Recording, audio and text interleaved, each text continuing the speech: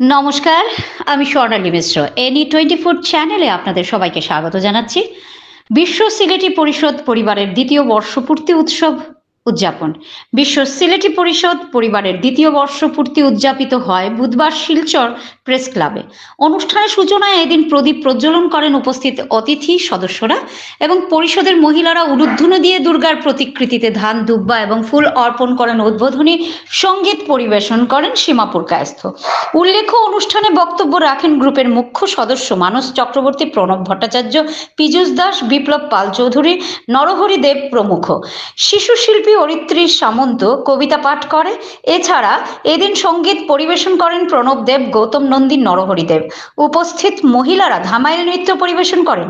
অনুষ্ঠানে উপস্থিত ছিলেন পরিষদের সদস্য প্রান্তিক চৌধুরী, অনামিকা চক্রবর্তী, শুভ্রা ভট্টাচার্য, গোপাল দাস প্রমুখ।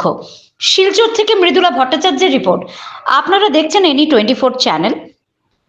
এভাবে আরো খবর পেতে এনি 24 ইউটিউব চ্যানেলকে সাবস্ক্রাইব ও ফেসবুক ফলো করে আমাদের পাশে থাকুন।